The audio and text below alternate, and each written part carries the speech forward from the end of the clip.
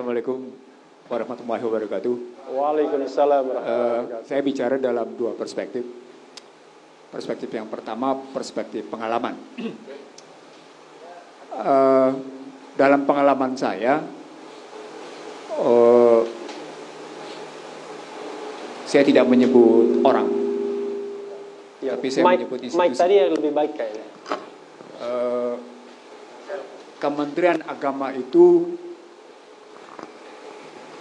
Kementerian Agama itu menikmati transaksi-transaksi di Mekah dan di Madinah untuk akomodasi, ya, posisinya satu, untuk konsumsi dan untuk transportasi. Ini bukan dari siapa-siapa. Saya peserta ONH biasa, kerjaan saya ikuti semua, dan kemudian saya iseng bertanya ke semua pihak bagaimana Kementerian Agama bicara tentang akomodasi, nyewa akomodasinya, berapa harganya, berapa kapan diambilnya, berapa yang kemudian bisa ditempatkan. Itu saya dapetin margin yang luar biasa. Satu ya, satu. Jadi artinya sesungguhnya mereka yang ada di sana itu melihatnya haji dalam perspektif bisnis. Itu satu. Yang kedua, kemudian juga soal transportasi, penentuan bus. Lokasi akomodasi itu menentukan loh sebelum sampai itu. Lokasi akomodasi itu menentukan. Semakin dekat dengan masjid, semakin mahal dia posisinya.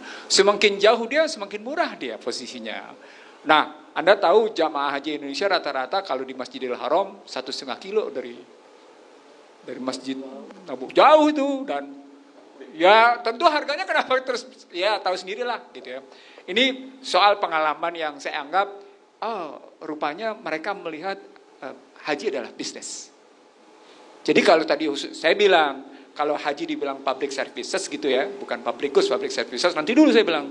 Di sini akhirnya saya masuk dalam sebuah pemahaman, silakan Anda catat, silakan Anda bicarakan, dan saya berani berdebat soal ini.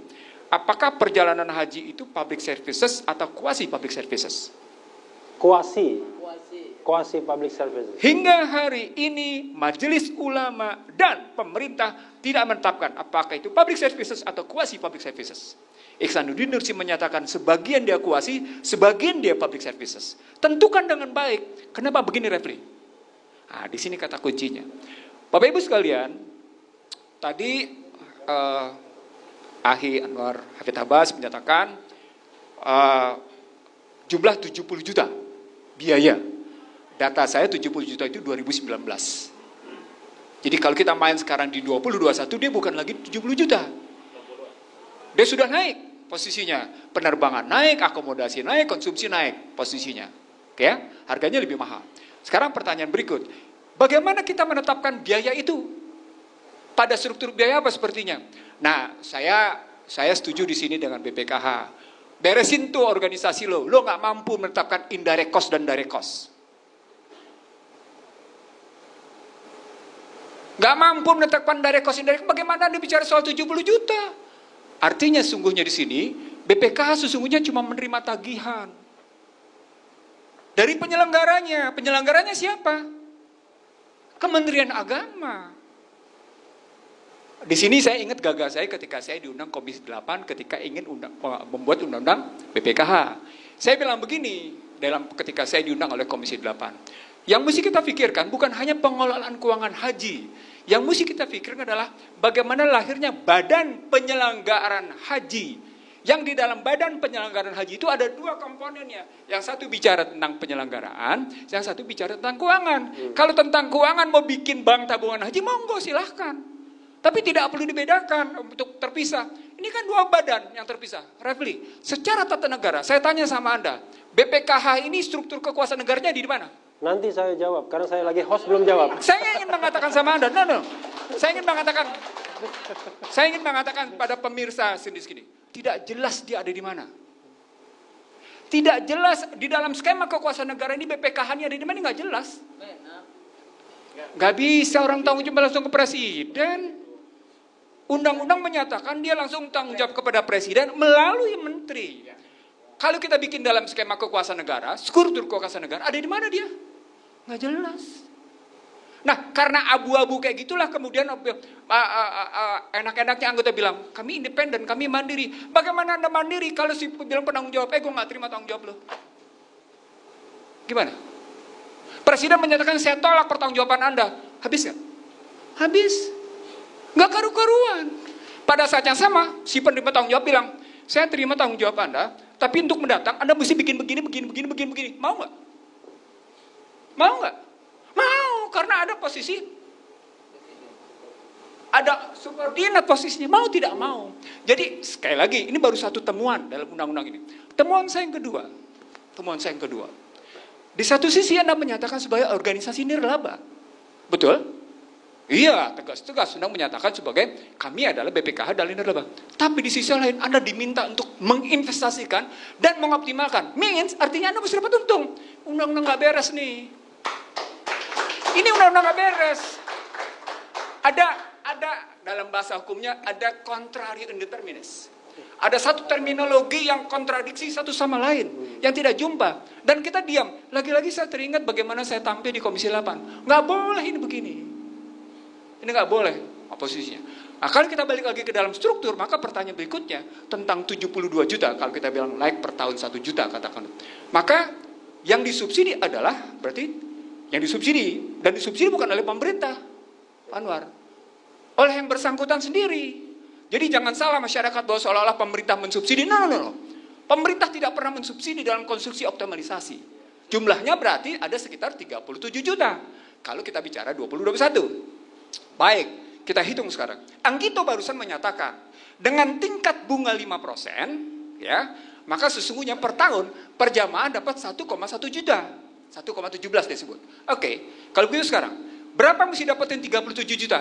Kan 30 tahun lebih dong. Ya. Sekarang saya hitung. Artikel saya setahun lalu menyebut, Aceh dan yang namanya Makassar itu statusnya bukan disubsidi oleh optimalisasi.